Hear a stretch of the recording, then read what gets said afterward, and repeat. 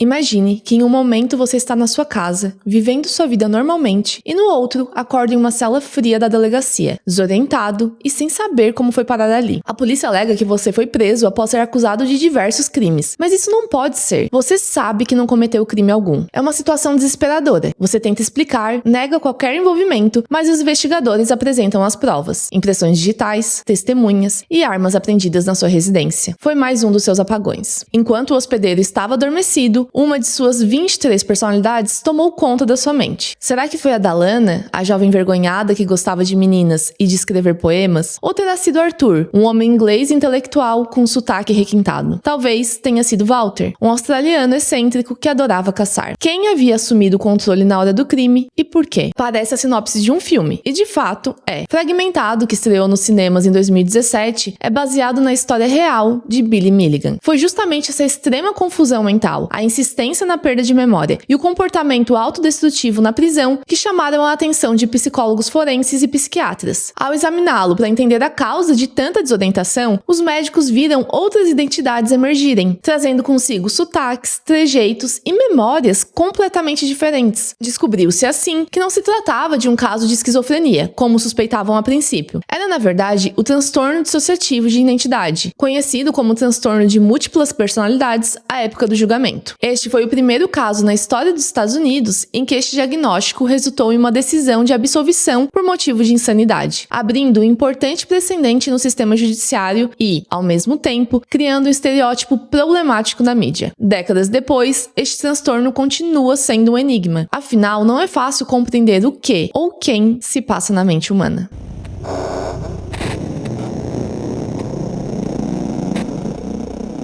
No final de novembro, nós, que somos adultos, já conseguimos sentir o cheiro do Natal. Mas para as crianças, o clima natalino eleva o volume e o brilho da vida para 110%. É a promessa de férias escolares, presentes, família reunida e doces infinitos. A professora infantil conta: o fim de ano é sempre caótico. Quando começamos as tarefas relacionadas a essa época, como escrever cartinhas para o Papai Noel, as crianças ficam ainda mais extasiadas. E era assim que a Tina Strange estava no dia 30 de novembro de 2022. A menina de 7 anos de idade, que já era normalmente falante e cheia de energia, estava extra agitada naquela quarta-feira. A professora mal conseguia contê-la e chegou a escrever um bilhete para os pais avisando sobre seu comportamento. Não era nada demais, o recado apenas informava que a aluna simplesmente não conseguiu ficar quieta o dia inteiro. Isso não era tão incomum para a Tina, que naquele ano estava morando com o pai e sua esposa Ashley no interior do Texas. Uma área rural com muito espaço para brincar, correr, se sujar na lama e ser uma criança ativa e saudável. Era mais ou menos 4:30 da tarde quando ela e sua irmã mais velha Alice desceram do ônibus. Alice é filha de Ashley, de um outro relacionamento, mas para Tina não havia diferença alguma, já que a madrasta estava na sua vida desde o seu primeiro ano de idade. Todas suas lembranças eram com aquela disposição familiar. Como falei para vocês, a Tina estava passando um tempo com seu pai. Sua mãe, Maitland Gandy, precisava tratar alguns problemas de saúde e, em conjunto, decidiram que seria uma boa solução provisória. Por isso, naquele momento, moravam no sítio Jacob, o pai, Ashley, a madrasta, Alice, a irmã mais velha e filha de Ashley, a Tina, filha de Jacob com Maitland, e a irmã mais nova, uma bebê de colo, filha de Jacob com Ashley. Só pra deixar claro quem é quem. Bom, quando as meninas chegaram da escola, Alice foi para a casa da tia, que morava ali perto, para fazer suas tarefas escolares, enquanto Ashley cuidava do neném e preparava o jantar. A Tina também tinha suas responsabilidades, e apesar da pouca idade, uma das suas tarefas era separar as próprias roupas sujas e colocá-las para lavar. Mas como falei para vocês, ela estava super agitada naquele dia e parecia não conseguir se concentrar em uma só coisa. Ashley, com uma criança pequena para cuidar e atividades domésticas que precisava terminar antes de começar a preparar o jantar, perdeu a paciência e ordenou que a menina fosse logo fazer o que havia pedido. E assim, a Tina saiu de casa. Aqui temos 2 pontos importantes que precisamos considerar. Primeiro, com a chegada do novo bebê e a Tina ficando por mais tempo do que esperado inicialmente, a família Strange resolveu reformar a residência. Então, naquele momento, as 2 meninas mais velhas estavam dormindo em algo que era tipo um paiol, que o pai transformou em um quarto provisório para elas. Segundo, quem mora no interior vai entender isso melhor do que quem morou a vida inteira em uma cidade grande. Eu venho de uma cidade pequena, com uma população ainda menor espalhada nos arredores, na região rural. Na maioria das vezes, a forma como as crianças são criadas nestes lugares é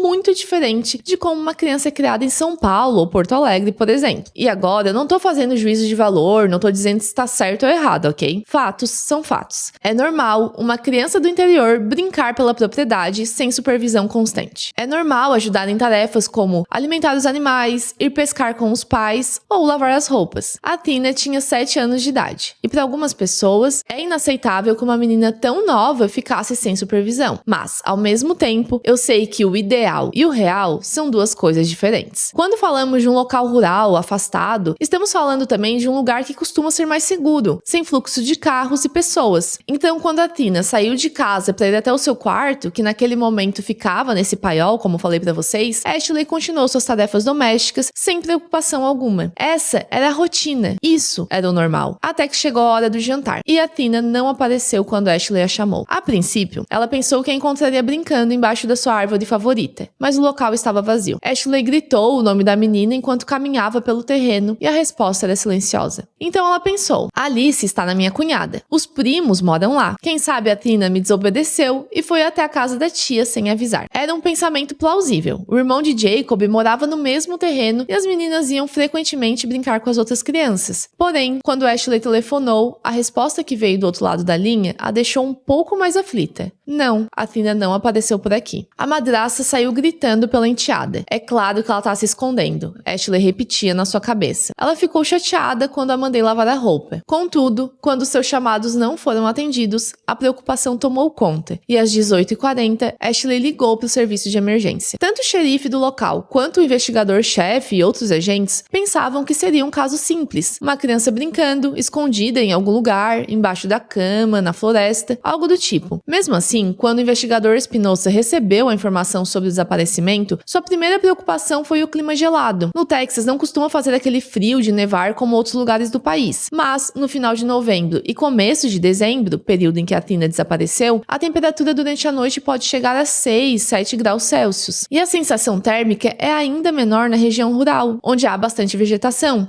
O investigador-chefe não poupou recursos. Ele pensou: precisamos encontrá-la logo, antes que fique ainda mais frio e ela possa ficar doente. Naquele momento, o cenário aceitável era que a Tina estava perdida ou machucada entre as árvores. Helicópteros, unidade canina, equipe de resgate profissional, bombeiros e diversos agentes vasculhavam a região enquanto os minutos viravam horas e a noite virava dia. Naquela madrugada, ninguém dormiu. Enquanto a busca acontecia na rua, dentro de casa, Espinosa seguia o protocolo. Mesmo que a desconfiança fosse de um desaparecimento acidental, o investigador precisava descartar todas as possibilidades, inclusive a mais comum de todas, que é o envolvimento de um membro da família. O pai estava caçando, a tia estava na sua própria residência com Alice e os seus filhos, o tio estava trabalhando, a mãe mora em outro estado e a última pessoa que havia visto a Tina era Ashley. A madrasta relembra o dia. Naquela quarta-feira, as meninas se arrumaram rapidamente e foram pegar o ônibus. Chegaram no horário que costumam chegar, Alice foi para a casa da tia, a Tina ficou. Ashley estava ocupada com as tarefas domésticas, mandou a Tina pôr a roupa para lavar e foi fazer a janta. Nenhuma visita, nenhum carro estranho, ninguém a chamou ou tocou a campainha. De toda a rotina completamente ordinária, apenas uma coisa estava diferente. Enquanto Ashley procurava por a Tina, ela viu uma caixa azul no chão da propriedade. Ashley já sabia o que era. Foi ela quem comprou. Uma caixa de Barbies, o presente de Natal da enteada. Quanto mais tempo passava, mais aquela caixa azul pesava na mente de Espinosa. O sol estava quase nascendo, o helicóptero ainda sobrevoava a área e a equipe de resgate não havia encontrado nenhuma pista. Então, este investigador, que não poupou recursos ou esforços, tirou todas as cartas da manga. E quando eu digo todas, são todas. FBI, SWAT, CSI, equipe de resgate de forças naturais, tipo furacão, terremoto, inundações, todos os policiais disponíveis na região, equipe canina, K9, agentes federais e ainda, pela manhã de quinta-feira, mais 300 voluntários chegaram para fazer uma busca ombro a ombro. Essa é uma busca onde você fica lado a lado, ombro a ombro, com outros voluntários e todos andam juntos em linha reta de um ponto até o outro. É uma forma de garantir que toda a área esteja sendo inspecionada a a cada passo. Quando uma das agentes especiais do FBI chegou na casa da família Strange e viu a embalagem entregue pela FedEx, que é um serviço de entregas bem dominante nos Estados Unidos, ela entrou em contato com seu colega para localizar exatamente de onde havia saído aquela encomenda, qual a agência da FedEx, qual o veículo utilizado, qual a rota realizada e quem era o entregador. Ao descer do banco do motorista naquela quinta-feira, 1º de dezembro de 2022, Tanner Horner levou um susto. As caixas que carregava nos braços caíram ao chão, enquanto o agente especial Patrick Maguire sorria para o entregador. O agente do FBI se aproximou e perguntou se o motorista lembrava do itinerário do dia anterior, principalmente de uma entrega feita na área rural de Paradise. Qualquer informação é importante neste momento, o agente assegurou. Uma menina está desaparecida. A princípio, Tanner parecia não lembrar, mas depois disse que passou pelo local sim, e algo chamou sua atenção. Uma van verde, muito antiga, com manchas de sol no capô, estava saindo da propriedade quando ele estava chegando. Tanner assegura que não havia visto nenhuma criança e se emociona ao dizer: "Eu não acredito que algo assim possa acontecer por aqui. Eu tenho um filho também." Logo após o diálogo, o agente entrou em contato com os colegas e descreveu o veículo que Tanner alegou ter visto na propriedade. Até o momento, esta era a única pista que poderia revelar o paradeiro de Athena. Por isso, sua busca deveria acontecer imediatamente. Porém, apesar da conversa tranquila e que até resultou em uma pista, Maguire saiu do local com o sentimento de que havia mais a ser questionado. Então, ele ligou para o contratante de Tanner novamente e solicitou o itinerário de entregas do dia anterior. E, ao analisar os endereços da lista, o agente notou que após a casa da família Strange, Tanner deveria passar em mais umas 5 ou 6 residências naquele mesmo dia antes de retornar para a agência da transportadora e deixar a van. Mas ele não passou.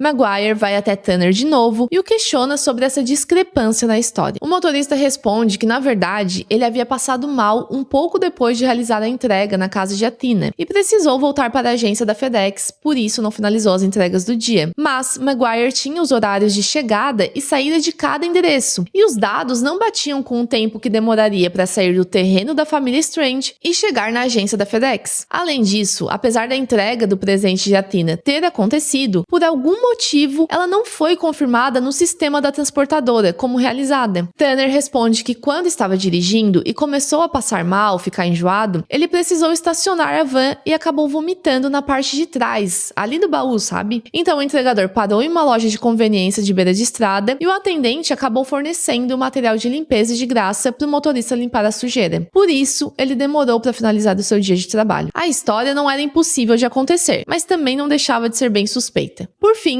Tanner falou que precisava continuar suas entregas e o agente, sem motivo plausível para impedi-lo, o deixou ir. Ao sair do local em que estava estacionado, o entregador engatou a ré e acabou batendo no tronco de uma árvore. Maguire observava desconfiado. Enquanto isso, todas as informações colhidas foram repassadas para Espinosa, e quando ele ficou sabendo sobre o tal veículo verde, sua primeira atitude foi perguntar: "Os caminhões da FedEx não possuem câmeras?" O intuito era ver se eles conseguiam uma imagem da citada van. E sim, eles possuem câmeras. Um ponto que precisamos sempre deixar claro durante essas investigações que envolvem empresas é o quanto tudo é burocrático e demorado na obtenção de materiais. Ainda mais hoje em dia que muitos serviços são terceirizados. A FedEx contratava uma empresa que era a verdadeira dona dos caminhões e fazia a triagem dos motoristas, assim como também contratava uma outra empresa responsável pelo sistema de filmagem. Então, não era simplesmente entrar em contato com a FedEx, e sim passar por todos esses obstáculos até chegar na pessoa que tinha a informação necessária. Enquanto alguns investigadores do FBI trabalhavam na pesquisa destes dados, a busca no terreno da família continuava com as autoridades convocadas, porém, sem sorte. A essa altura, professores, motoristas de ônibus escolares, familiares, vizinhos, todos que conheciam a Athena ou estavam na região durante aquela semana, foram entrevistados. Listas de predadores sexuais foram revisadas, celulares foram checados, mas, além da van verde, nenhuma pista foi descoberta. Isto mudaria no dia seguinte, sexta-feira, 2 de dezembro de 2022. As primeiras imagens, obtidas pelo sistema de filmagem do veículo utilizado por Tanner, chegaram.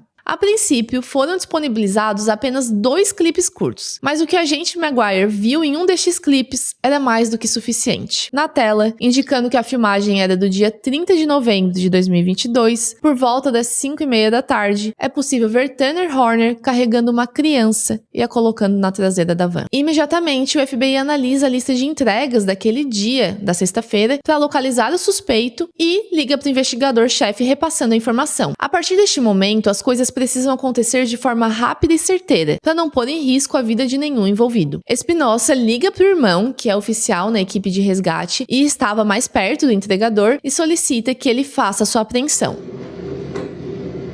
Step back. Step back. Step back.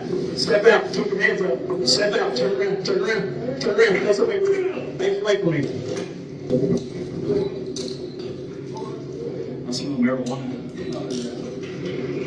Logo em seguida, ele aciona a SWAT para entrar na residência da família de Tanner, onde ele vivia com a avó, a mãe, o irmão, a noiva e seu filho de 1 ano de idade. A preocupação de Espinosa neste momento era localizar a Tina e não colocá-la em risco. Se a prisão e a busca na casa não acontecerem simultaneamente, há chances de o suspeito avisar a família para esconder a vítima, as provas ou algo do tipo. Eles puderam fazer isso antes mesmo de obter um mandado, justamente pelo flagrante obtido na filmagem. Se é uma situação que precisa de intervenção para a preservação da vida, eles podem e devem agir imediatamente. Ao mesmo tempo, a van que Tanner estava usando no dia 30 de novembro também era de extrema importância, porque, graças à filmagem, o investigador sabia que a Tina estava ali dentro. Por isso, houve a apreensão imediata de 2 vans para a perícia, tanto a que ele estava dirigindo no dia do sequestro e que já estava com outro motorista, quanto a que ele estava dirigindo no dia da prisão. Este investigador foi um dos melhores que eu já vi. A urgência e precisão das decisões demonstram como ele estava 100% focado em salvar essa menina. Sabe como quase sempre que tô contando um caso pra vocês eu digo, e aqui a polícia errou? Pois é, não neste caso. Neste, o Espinosa falou, aqui não. Bom, Espinosa chegou no local em que Tanner foi detido e não perde tempo. Antes mesmo de levá-lo para a delegacia, o investigador pergunta, onde ela está? E Tanner responde, eu posso te mostrar. Espinosa então faz a pergunta mais importante de todas, ela está viva?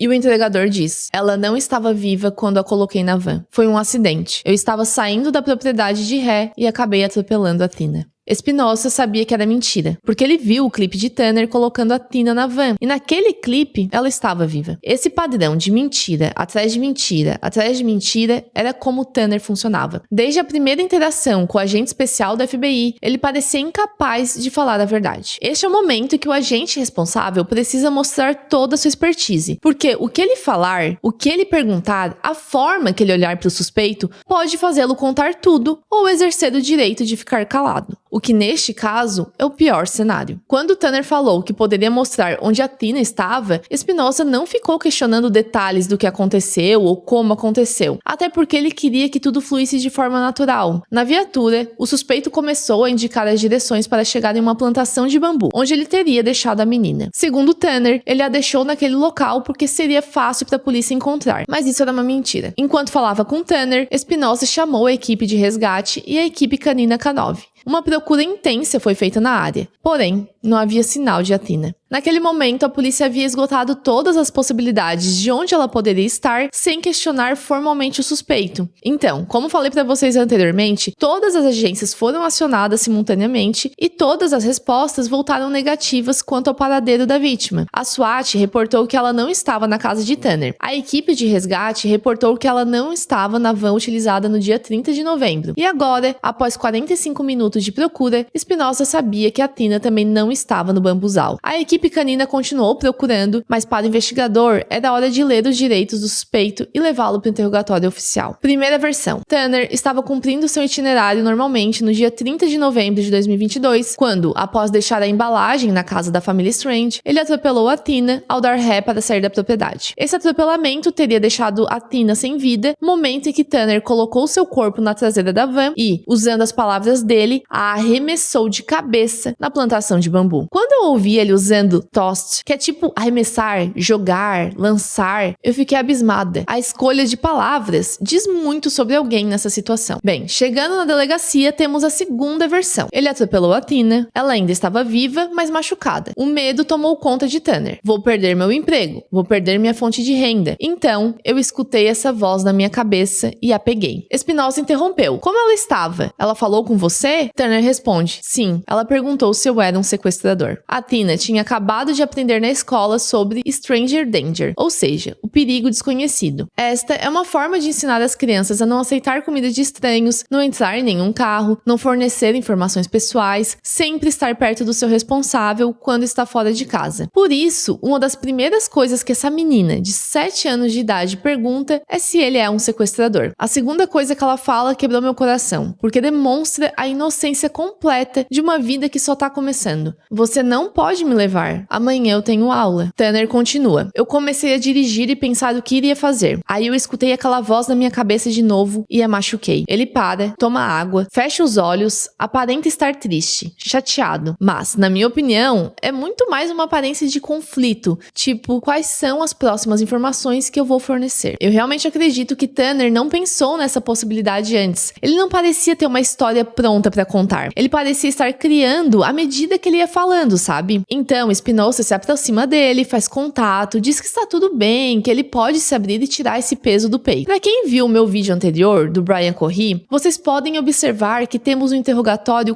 completamente oposto. Enquanto Brian não consegue manter a boca fechada e está animado ao contar cada detalhe do crime, aqui temos um suspeito quieto, com muita resistência e extremamente mentiroso. Notando o comportamento de Tanner, Espinosa diz: ok, não precisamos falar disso agora. Onde você a deixou? E Tanner responde mais uma vez que foi no bambuzal. Aos poucos, Espinosa vai entrando nos tópicos mais difíceis, perguntando: e como nós vamos encontrá-la? Com roupas? Sem roupas? Tanner diz: com roupas. Ela estava com meias, mas não lembro se de short ou calça jeans. Tinha muita coisa acontecendo na minha cabeça. Espinosa tenta a sorte. E foi a voz na sua cabeça que disse pra você fazer isso? Mas Tanner hesita, respondendo que não podia ficar dirigindo com uma criança no seu veículo de trabalho. E, segundo ele, tinha quase certeza que a menina não estava mais viva quando descartou o seu corpo. Pra ser sincera, eu me sinto mal de falar dessa forma, mas estou tentando ser fiel às palavras utilizadas por ele, pra vocês notarem quão insensível Tanner parecia ser, apesar de tentar demonstrar sensibilidade por fora, nas suas expressões faciais e corporais. É claro que essa versão não fazia sentido. Primeiro, ele tinha dito que a menina estava sem vida antes de colocá-la na van. Depois, disse que estava machucada por conta do atropelamento, mas bem o suficiente para ela falar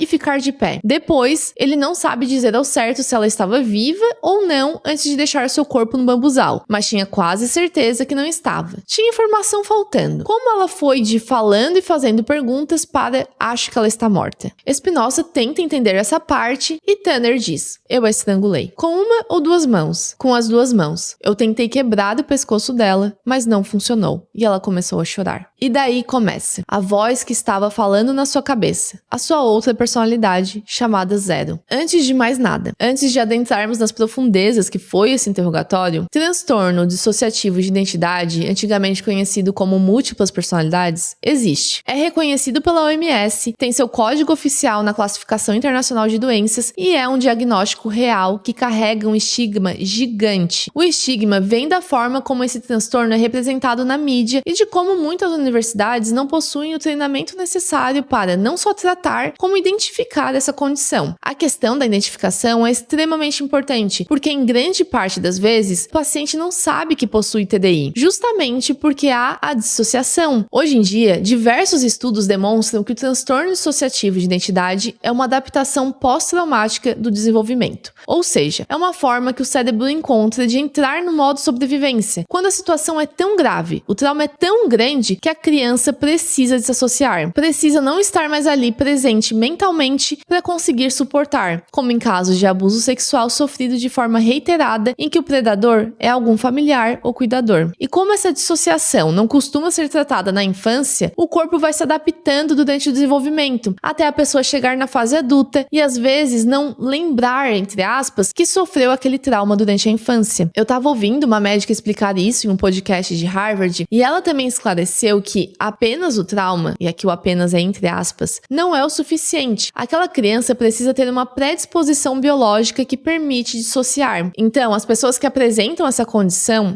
além do transtorno de estresse pós-traumático, que é muito mais comum, elas também têm sintomas graves de dissociação, ou seja, desconexão, incluindo a despersonalização, que é tipo um sentimento de distanciamento, de separação do senso de si mesmo ou do próprio corpo, e também desrealização, que são sintomas de separação dos seus arredores, como se a vida não fosse real. É como como se a pessoa se perdesse dentro da própria cabeça. Então, há lacunas na memória, e isso pode ser reconhecido como fragmentação de identidade. Na grande maioria dos casos, não é como é retratado na mídia, como no filme Fragmentado, por exemplo, em que há a mudança drástica da persona. Em filmes, séries e interpretações de charlatões por aí, para tornar mais palpável, visível e chocante, nós vemos a pessoa trocando completamente de personalidade em segundos. De um homem de 40 anos calmo para uma menina, uma criança de 8 anos de idade. Depois para uma adolescente punk, depois para uma mulher casada de 3 filhos. Com isso, o que eu quero dizer é que geralmente o que ocorre é uma desconexão com o corpo, com a mente, com a própria identidade e a pessoa entra em piloto automático. Ela pode tanto ficar parada no local enquanto a dissociação acontece, como também pode entrar nesse piloto automático fazendo as coisas que precisava fazer, mas com esse sentimento de que está observando de fora, por exemplo. E, gente, é claro que essa é uma explicação bem resumida das diversas formas que o transtorno pode se apresentar e da sua presença na literatura também. Eu só tô pincelando o que eu penso ser importante para o nosso caso de hoje. Dito isso, nós percebemos que Tanner falou umas 2, 3 vezes dessa voz que estava dentro da sua cabeça, e o investigador Espinosa notou que tinha algo ali. Então, foi dando abertura, até que Tanner disse: "Parece que não sou eu quem está no comando. Às vezes eu penso que estou no banco de trás ou estou observando outra pessoa." Espinosa então diz: "Eu sei que é difícil para você, é desconfortável falar sobre isso, mas você sabe dizer quanto tempo, mais ou menos, demorou o estrangulamento?" E Tanner responde: "Um pouco mais de 1 minuto." É outra mentira, mas nós vamos falar disso daqui a pouco. Espinosa pergunta como foi exatamente esse estrangulamento, se a Tina estava em pé ou deitada no chão. Ele pede para que Tanner seja sincero, porque as autoridades vão conseguir comprovar todas as alegações com perícia, autópsia, análise da cena do crime, etc. Aí, Tanner o interrompe e diz: "Eu sei o que você quer me perguntar. Se eu abusei sexualmente dela." E não, eu não abusei. Ele prossegue dizendo que com a medicação que toma pro seu TDAH, ele não tem mais libido e não consegue manter relações nem com a sua própria mulher. Espinosa não faz nenhum comentário sobre isso e volta pra localização do corpo. Eu não vou relatar todo o interrogatório, mas o investigador faz muito esse vai e vem. Uma pergunta mais pesada, uma conversa leve. Uma pergunta técnica, uma conversa leve. Um vai e vem também do tempo, tipo, o que aconteceu antes e depois? E antes e depois, sabe? Bom, Tanner levanta da cadeira e começa a desenhar exatamente a rota da casa até o local onde deixou o corpo de Athena. E com isso, já dá pra ver que ele tá muito mais relaxado. Todas as vezes que Espinosa falava sobre a Tina, sobre trazê-la pra casa, pra família dela, Tanner falava sobre ele, sobre como ele tinha uma família também, sobre como ele precisava voltar pra casa, voltar pro seu filho, ser um pai. Uma preocupação completamente egoísta. O que também é um fator alarmante, já que na sua versão da história, tudo não passou de um acidente. Se foi um acidente, ele não estaria mais desesperado por ter tirado a vida de uma criança inocente? Espinosa pergunta: "Você pegou algo dela? Alguma peça de roupa?" Tanner diz que não. Eles conversam mais um pouco e o investigador percebe que quando começa a perguntar sobre a mãe do suspeito, sobre a noiva, sobre as pessoas que vivem na casa da família, Tanner se fecha de novo. Então o investigador diz: "Olha, eu vou deixar você pensando um pouco, vou deixá-lo sozinho por um tempo para se acalmar e depois nós continuaremos." Tanner pede um cigarro e ele responde: "Ok, vou procurar um cigarro para você." Quando Espinosa sai da sala, Tanner levanta da cadeira, vai até a parede onde havia desenhado o mapa e, com uma caneta vermelha, escreve: "Ele vai me machucar. Por favor, me ajude." O investigador volta para a sala com outro oficial e eles passam direto pela mensagem. O novo oficial começa a questioná-lo, mas Tanner estava completamente fechado. Ao que parece, na minha opinião, ele estava agoniado para que os policiais vissem logo o que ele havia escrito na parede, porque, em vez de responder uma das perguntas sobre ter desligado o celular no momento do crime, ele levanta, vai em direção ao mapa e começa a explicar sua rota novamente. É a forma que encontra de voltar a atenção para o lugar onde a sua mensagem estava escrita. Os investigadores ignoram isso por um tempo e tentam captar mais informações sobre a localização do corpo, e devo dizer que o novo investigador estava com menos paciência.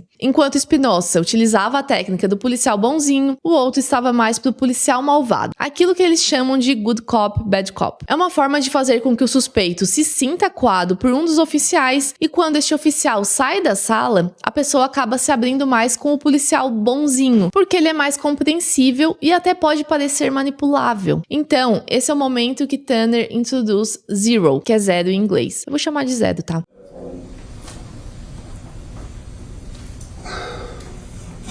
What did you write that for on the board when we stepped after you wrote that? If I say too much, I'm going to die. Why do you say that?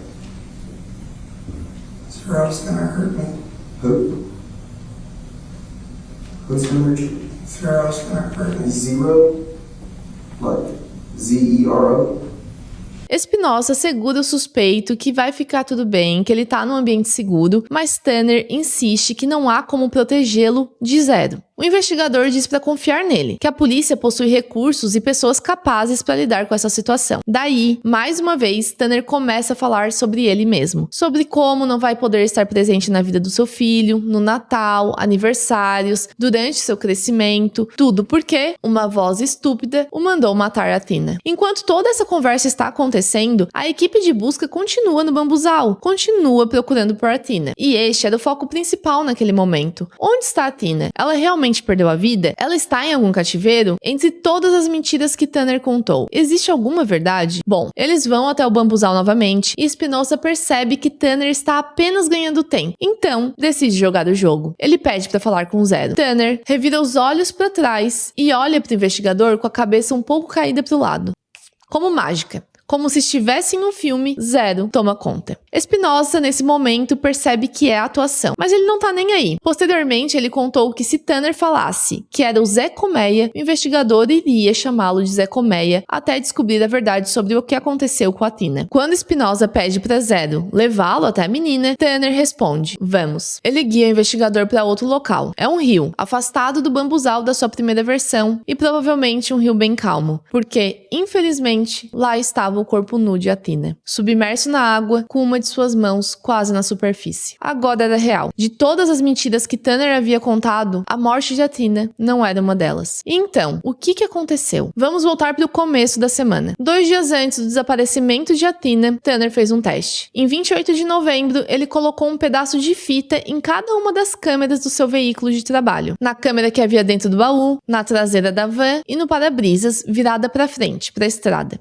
A única que continuou a gravar com som e imagem foi a câmera que fica na altura do retrovisor interno. Para quem tá só ouvindo, eu vou pôr uma imagem na tela para vocês entenderem melhor. Bom, provavelmente isso foi um teste para saber se a empresa iria entrar em contato com ele e perguntar por que as câmeras não estavam funcionando. Mas a realidade é que essas câmeras não ficam passando 24 horas em uma central com alguém inspecionando. É um dispositivo de segurança que vai gravar por um tempo, possivelmente eles deixam as gravações arquivadas por um número determinado de dias e, se ninguém solicitar para revisão, as filmagens são descartadas. Então, nenhum alarme soou, ninguém chamou a atenção de Tanner e antes de entregar o veículo, ele tirou as fitas que tapavam as câmeras. No próximo dia, ele repetiu o mesmo procedimento e, mais uma vez, nada aconteceu. Aqui nós temos claramente premeditação. Tanner testou suas possibilidades para o cometimento do crime. Neste contexto, não há outra explicação para a ocultação das imagens e é assustador assistir, mas na terça-feira, ele colocou as fitas nas lentes e foi fazer a entrega em uma casa com 2 crianças. Essas crianças corriam ao redor da van. Imaginem, era época natalina, as crianças já são naturalmente curiosas, mas com um pacote chegando, é claro que vão ficar super animadas com a presença do entregador. Por sorte, os pais estavam logo atrás e receberam a encomenda. Ele fez questão de fazer uma observação. Eu prefiro entregar as encomendas para os adultos, para não estragar a surpresa das crianças. Eu não sei se ele já estava planejando fazer algo com essas crianças, mas Tanner ficou tão desconcertado que quase saiu com a porta traseira da van aberta. Foi o pai daquela família que fechou quando percebeu o esquecimento do entregador. Porém, infelizmente, no dia seguinte, 30 de novembro de 2022, não havia ninguém por perto. Tanner, novamente, cola as fitas nas lentes das câmeras, deixando apenas a que está na cabine da van funcionando normalmente. Mas, provavelmente, ele não sabia quanta área aquela câmera conseguia captar, porque por ela é possível vê-lo carregando a Tina para dentro da van pela porta traseira. Ela não estava machucada, não houve atropelamento, nem nada do tipo. Isso foi um sequestro para um fim específico. Tanner começa a dirigir e a Tina pergunta se ele é um sequestrador. Tanner responde que não, e a Tina diz que não pode ir com ele porque no outro dia tem aula, como eu havia falado pra vocês. Quando ela percebe o que está acontecendo, fica assustada e começa a pedir para que ele a leve para sua mãe. Em respeito a Tina e sua família, as gravações não foram liberadas ao público. Eu assisti aos 17 dias de julgamento e o que eles fizeram foi mostrar um print da menina dentro da van, que já é o suficiente para quebrar o nosso coração. investigação. Apenas quem estava presente no júri teve o desprazer de ver e ouvir os últimos momentos de vida da menina. Mas, com as outras informações disponibilizadas pelos médicos legistas e peritos, nós conseguimos entender como o crime ocorreu. Bom, Tanner apenas colocou uma fita na lente da câmera. Isso, obviamente, não a faz parar de gravar. Apenas impossibilita a captação de imagem. O sistema ainda está gravando. Com isso, a polícia conseguiu recuperar o áudio, que captou sons terríveis. Correspondentes que estavam no tribunal disseram que os pais de Athina precisaram sair da sala enquanto os jurados choravam sem parar. Nessa gravação é possível ouvir Tanner dizendo: "Você é muito bonita, sabia?" e ordenando: "Tire a sua camiseta." Quando Athina começa a chorar e se recusa a tirar a roupa, Tanner começa a xingar violentamente a menina de 7 anos de idade. Ele falou para Espinosa que o estrangulamento havia durado 1 minuto.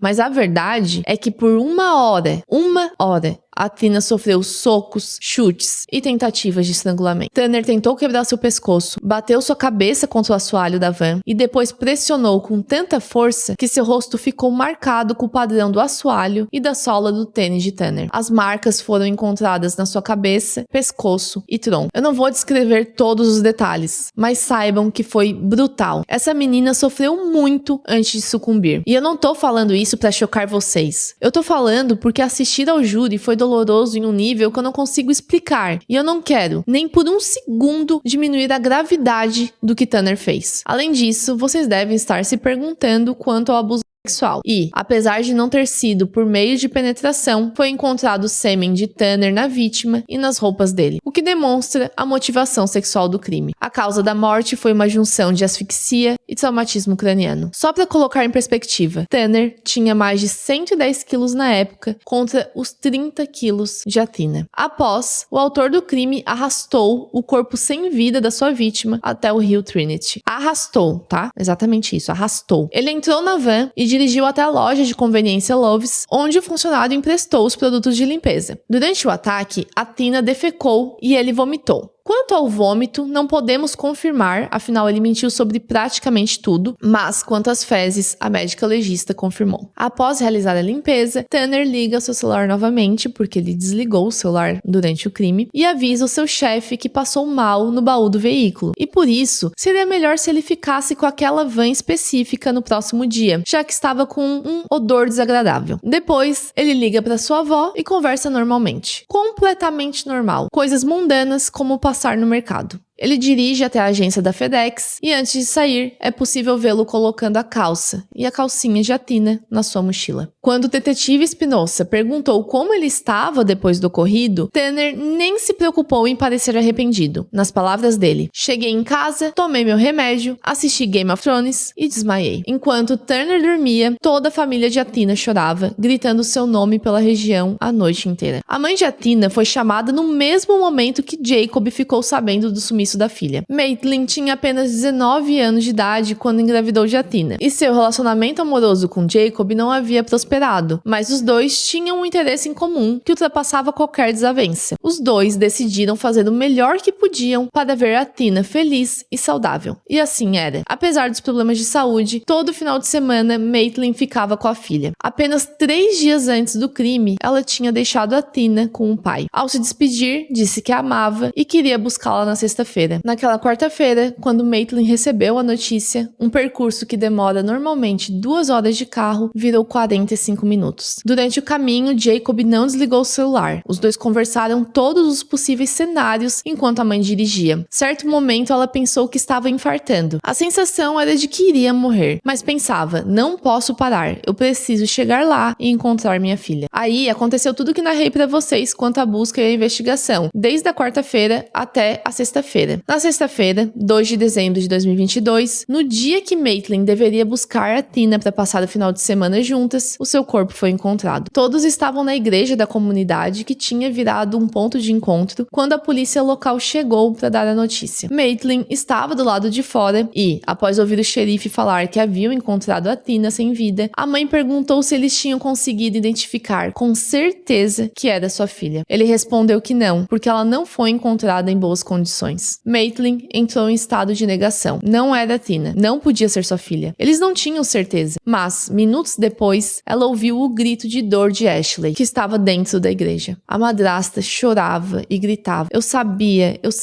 foi ele. Eu tenho certeza que foi ele. O ele, a quem ela se referia, era o entregador da FedEx, Tanner Horner. Quando a SWAT fez a busca na casa da família de Tanner, encontrou as roupas de Athena descartadas na propriedade. E, gente, quem tá só ouvindo, por favor, olha pra tela e observa a situação em que ele vivia. Não só ele, como sua noiva e seu bebê. Como? Como você vai criar de forma minimamente digna e saudável uma criança nesse lugar? Não é questão de dinheiro ou luxo, é questão de saúde. O local completamente sujo, entulhado, com lixo não só no chão da casa, como ao redor, aumentando a probabilidade de proliferação de insetos e roedores, além do mau cheiro, sabe? Sinceramente, eu espero que após essa investigação, eles tenham apurado uma possível negligência na criação desse bebê. Bom, como nós sabemos, Tanner foi detido naquele dia e seguiu mentindo para o investigador, alegando que tudo começou com um atropelamento acidental. Espinosa sabia que essa parte era mentira, mas o que antes era uma busca por uma criança desaparecida virou um caso de homicídio. E aí, para construir uma boa tese de acusação, as coisas precisam ser feitas com calma e sigilo. E mais uma vez, eu vou bater nessa tecla. É por isso que eu evito falar sobre casos recentes, que acabaram de acontecer. Talvez, se eu fizesse isso, meu canal cresceria muito mais rápido. Mas eu não consigo, eticamente falando, fazer um vídeo em que eu uso suposições como fatos, em que eu uso supostamente em todas as frases, em que eu fico especulando sobre ações criminosas. Uma coisa ou outra nós realmente nunca iremos saber e só podemos supor. Mas ter isso como a base de um vídeo é muito arriscado e, pra mim, simplesmente errado. Pelo menos no meu gênero. É diferente quando temos uma notícia de 5 minutos no Jornal Nacional. Agora, quando vocês clicam no meu vídeo, eu quero fornecer o máximo de informações oficiais possível. E de verdade, tá? Eu já pensei mais de uma vez em trazer crimes atuais pra ver se eu conseguia crescer o meu canal e ganhar reconhecimento. Mas não adianta, eu não consigo. Quando começo a pesquisar e vejo que é tudo muito frágil, eu sinto que estou sendo desrespeitosa com a vítima e irresponsável com as pessoas envolvidas. E eu tô falando isso, especialmente agora, porque quando a Tina desapareceu, muita gente pulou em conclusões precipitadas, colocando a culpa no pai e na madrasta. E a motivação era ridícula. Por exemplo, uma pessoa postou no Facebook um texto com fotos do local onde ela morava, onde a Tina morava, e disse que a menina era maltratada, porque ela era filha de um relacionamento anterior e provavelmente a madrasta não gostava dela. Isso é uma acusação muito grave, principalmente quando não há contexto algum. A casa que eles moravam tinha algumas partes que não estavam na melhor condição, mas era porque eles estavam reformando o local. Segundo todos os depoimentos, a Tina estava sempre arrumada, alimentada e, acima de tudo, feliz. Tanner tinha ido fazer a entrega do presente de Natal de Athena, um presente que Ashley, a madrasta, escolheu, porque eram várias Barbies e cada uma representava um sonho, uma profissão. Ela fez a compra quase um mês antes do Natal para ter certeza que iria conseguir entregar antes de Athena ir passar o Natal com a família materna. E sabe por que eu sei deste texto no Facebook? Porque estava no celular de Tanner. Após o crime, assim como muitos fazem, ele foi pesquisar sobre a menina. E aí, pensa na cena. O autor do crime, o cara que violentou e matou a Tina, lendo essa e outras pessoas nos comentários colocando a culpa nos pais. Outra coisa muito importante, a primeira versão que saiu para a imprensa foi do atropelamento acidental. A verdade só foi completamente revelada durante o julgamento neste ano. Muita gente viu as notícias em 2022, 2023 e ficou pensando que um acidente se transformou em algo muito maior, porque o entregador estava com medo de perder seu emprego e não ver mais seu filho. Olha quão distante isso é da realidade que eu apresentei para vocês. Continuando. Durante a construção do caso pela acusação, 3 vítimas de Tanner apareceram. Uma moça que foi estuprada quando tinha 14 anos de idade e outra moça aos 16 anos, quando Tanner tinha 20 e poucos anos. Ambos os casos aconteceram de uma forma nojenta, mas infelizmente bem comum. Tanner tocava em uma banda e se aproximava de meninas que também frequentavam este meio musical. Por exemplo,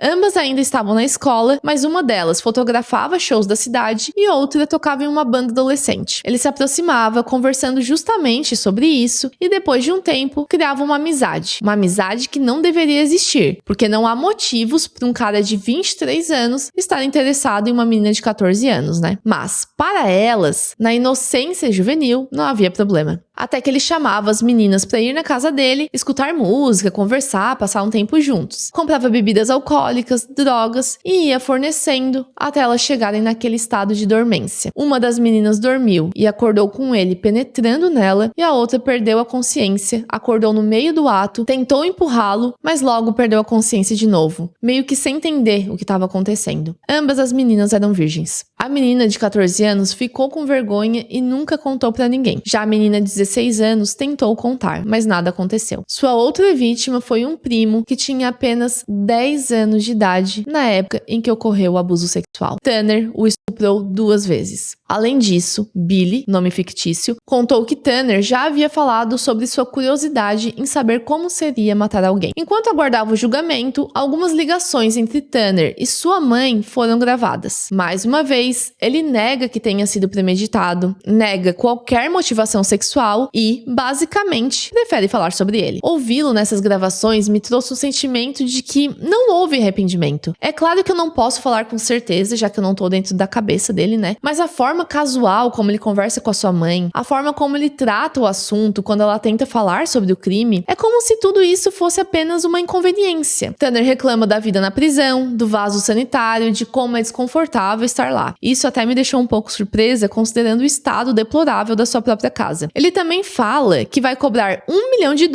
para contar a história do crime para algum jornalista e, com esse dinheiro, a família dele deveria comprar um apartamento e dar o resto, exatamente assim que ele fala, e dar o resto, o que sobrar, para a família de Athena. Tanner ainda diz que a mídia faz tudo parecer pior do que realmente é. O que poderia ser pior do que torturar, abusar sexualmente e matar uma criança de 7 anos de idade? Eu realmente não sei. Entre risadas, ele diz: "Fiquei sabendo que é notícia nacional. Eu queria ser famoso, mas não pensei que seria desse jeito." Em outro caso, eu já falei isso pra vocês, né? Graças à lei do filho de Sam, Tanner nunca poderia lucrar financeiramente com o crime cometido. Enquanto Tanner fazia esses comentários, a família de Athena se despedaçava. Jacob, o pai, começou a se culpar por não estar presente para protegê-la. Ele lembra que naquela quarta-feira, antes de sair de casa, se despediu das crianças com um abraço. E quando estava dando ré na caminhonete, Athena veio correndo porque queria dar outro abraço no pai. Ele até chamou a atenção da menina, dizendo que era perigoso ficar perto do carro enquanto estava se mexendo, mas a abraçou mais uma vez e disse que haveria mais tarde. Quando Ashley avisou que não conseguia encontrar Athena, Jacob relata que ficou um pouco nervoso, naturalmente, mas acreditava fielmente que sua filha estava brincando de esconder. Ela era muito boa nisso, ele conta. Uma vez estávamos brincando todos juntos e precisamos procurar por 20 minutos até encontrá-la escondida em um armário. Após a descoberta do corpo, Jacob não conseguia mais comer, dormir ou trabalhar. Ele começou a beber muito, perdeu mais de 20 quilos e seu casamento com Ashley foi completamente arruinado, resultando no divórcio. Alice, a filha da madrasta, era uma das melhores amigas de Athena. As duas viviam grudadas, escalando árvores e correndo pelo terreno. Quando tudo aconteceu, a menina desenvolveu um medo compreensível. Qualquer pessoa que chegava na casa da família, qualquer van, carro desconhecido, entregador, ela saía correndo e se escondia. E ainda hoje sofre muito com a morte da irmã. Mesmo agora, com 14 anos de idade, Alice tem pesadelos constantes e precisa de acompanhamento médico. Na audiência preliminar, Tanner declarou-se culpado, mas para a promotoria e para a família não era o suficiente. Com um caso muito bem construído em suas mãos, em um estado conservador como o Texas, o foco da acusação era a pena de morte. Por isso, no começo deste ano, durante 17 dias, as provas foram apresentadas aos jurados para que eles decidissem entre prisão perpétua sem possibilidade de condicional ou pena de morte. Praticamente tudo que eu falei para vocês até agora é baseado em horas e mais horas e mais horas de julgamento que eu assisti. Então nós não vamos entrar em detalhes do que aconteceu em cada dia. Porém, preciso falar sobre a tese da defesa. Tanner se declarou culpado, sim, mas obviamente a defesa usou o que podia para tentar justificar suas ações e conseguir a pena mais branda, que neste caso já é uma pena bem pesada, né? Primeiro vamos falar do Zero, aquele personagem utilizado durante o interrogatório. A verdade é que essa história não enganou ninguém. Até mesmo uma profissional da área da saúde, arrolada pela defesa, negou que Tanner teria transtorno dissociativo. Segundo ela, 0 foi uma ferramenta que o acusado encontrou para confessar. Bom, agora a tese realmente utilizada pela defesa. O diagnóstico no qual eles realmente se apoiaram foi o de transtorno do espectro autista. Sobre isso, é notável que atualmente, como temos mais pessoas diagnosticadas com autismo, porque temos mais informações e condições de identificar o transtorno, mais teses de defesa se apoiam neste diagnóstico. Porém, muitas vezes isso acontece de forma maliciosa, atribuindo à comunidade padrões de comportamento que acabam estigmatizando essa condição e transformando o autismo em uma justificativa para o cometimento de crimes. Eu li alguns comentários de pessoas que estão no espectro e todas elas estavam falando o quanto acharam a defesa maliciosa ao dizer que Tanner não sabia exatamente o que estava fazendo, principalmente pelo seu baixo grau de suporte. Tanner era um adulto funcional. Ele dirigia uma van todos os dias, tinha responsabilidades, fazia entregas de encomendas, se comunicava bem, tinha amigos, tinha uma noiva, tinha o próprio dinheiro, era agradável com desconhecidos, tipo, não tinha problema de conversar com alguém casualmente. Tomava seu medicamento para TDAH e, conforme suas atitudes, parecia saber que o que havia feito era errado. Ele tentou ocultar as imagens dias antes, ele descartou o corpo de Athena em um lugar e disse que tinha sido em outro, ele mentiu, inventou histórias e cenários. Ele se fez de vítima diversas vezes, dizendo para os investigadores que eles podiam dar um tiro nele, pois preferia morrer do que não ver o filho. A incapacidade cognitiva na hora do crime simplesmente não restou comprovada. Nenhum profissional da defesa conseguiu convencer o júri de que Tanner agiu da forma que agiu por conta do seu diagnóstico. E essa conversa sobre o transtorno do espectro autista como tese de defesa é extremamente importante, justamente pelo estigma que a comunidade já carrega há muito tempo, porque estamos completamente atrasados nos estudos sobre essa condição. A outra estratégia da defesa foi trazer seus familiares e contar como Tanner vem de uma linhagem de problemas geracionais. O vício em drogas, álcool e as relações violentas estão em sua família há anos. Sua mãe bebeu durante a gravidez e seu pai, que foi um dos clientes que ela tinha quando trabalhava na noite, passou grande parte da infância de Tanner preso. Ela alega ter sido vítima de violência sexual quando era criança e ter visto muitas coisas terríveis dentro da sua própria família. É óbvio que isso é muito triste. Ninguém deveria viver desse jeito e traumas de infância são sim relevantes durante nossa vida, podendo moldar nosso comportamento em diversas situações. Mas isso aconteceu com ela, não com Tanner. Muito pelo contrário, Tanner era o predador neste caso, desde sua adolescência. Ele pode não ter tido uma vida confortável e estável, mas essa é uma justificativa complicada, porque grande parte da população mundial cresce com traumas, desconfortos, decepções, diagnósticos diversos. Tanner tinha os meios para fazer terapia e tratar essas dores, se fosse o caso. No fim, eles acabaram trazendo tantos familiares para contar coisas que aconteceram até mesmo antes de Tanner nascer, tipo a sua avó, a sua tia-avó, a sua mãe, que, na minha opinião, acabou tendo o efeito contrário. As pessoas começaram a questionar, mas o que isso que aconteceu em 1980 tem a ver com a Athena, a menina de 7 anos, vítima de um crime brutal em 2022? É claro que traumas geracionais deixam resquícios, porém, neste caso, não parecia ter ligação direta com o verdadeiro motivo pelo qual Tanner fez o que fez. E agora, eu vou usar minha licença poética porque não estou trabalhando nesse júri e esse é o meu canal. Isso não é um diagnóstico, não sou psiquiatra dele nem de ninguém, e esta não é uma informação extraída do processo criminal, ok? Pra mim, Tanner tem uma parafilia, que é a pedofilia, e seu crime foi a realização de uma fantasia sexual. Tanner não só estuprou pessoas anteriormente, como essas pessoas eram todas menores de idade, incluindo o seu primo, que era uma criança de 10 anos. Ele fala mais de uma vez durante o interrogatório que não conseguia mais manter relações sexuais com a sua noiva. Ele até tinha pesquisado ou chegou a comprar um livro sobre desejo sexual e libido. Em uma conversa com uma das meninas que ele abusou, a que tinha 14 anos, Tanner disse que não entendia porque as pessoas se importavam tanto com a diferença de idade em um relacionamento. E nós não temos o áudio do crime disponível, mas só essas duas frases que foram liberadas é o suficiente pra mim. Quem é mulher aí vai saber quão nojento é escutar de um homem mais velho, ainda mais quando somos novinhas. Você é muito linda, sabia? Eu falo nós mulheres porque estou falando do meu ponto de vista. E a segunda frase, tire a sua camiseta, dispensa comentários, né? Tudo bem, não teve penetração, a defesa bateu nessa tecla, mas estupro não é só penetração. Além disso, eu não tô nem falando da própria consumação do ato, eu tô falando do desejo sexual mesmo. Uma pessoa que não possui essa parafilia nem pensaria em dizer para a menina tirar da camiseta. Bom, apesar das tentativas da defesa, que também, só para lembrar, estava apenas fazendo seu trabalho, as provas e testemunhas da parte contrária eram muito robustas e o comportamento de Tanner após o cometimento do crime realmente não ajudou a pintá-lo como uma pessoa arrependida.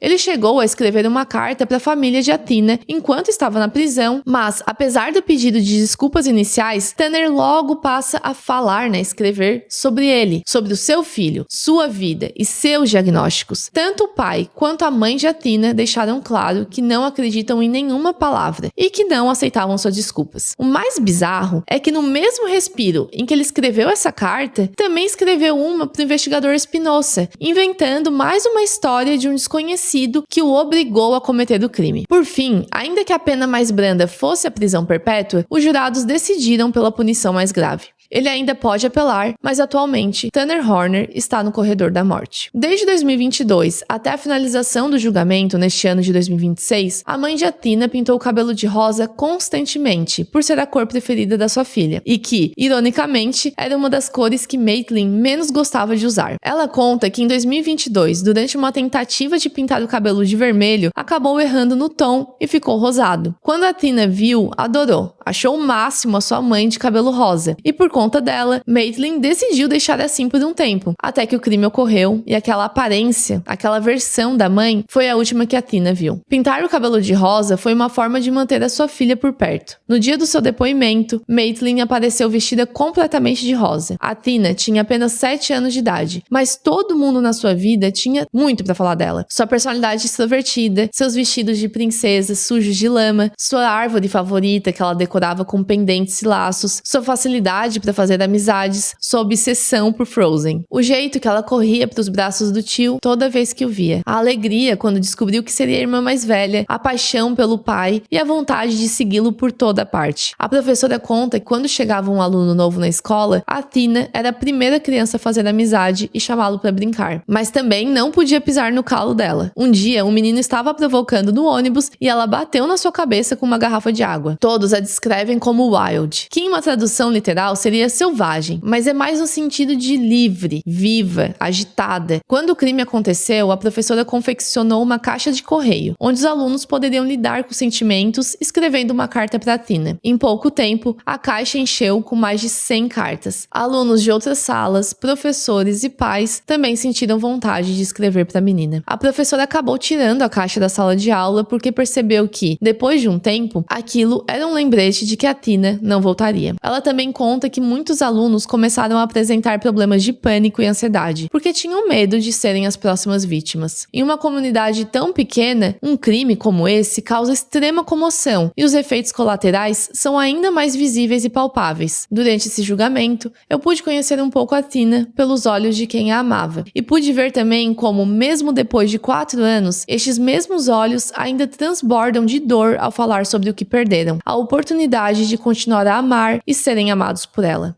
Bom, muito obrigado por terem ouvido a história de Athena. Me digam nos comentários o que vocês acharam. Eu sempre leio todos. Vejo vocês na próxima. Tchau!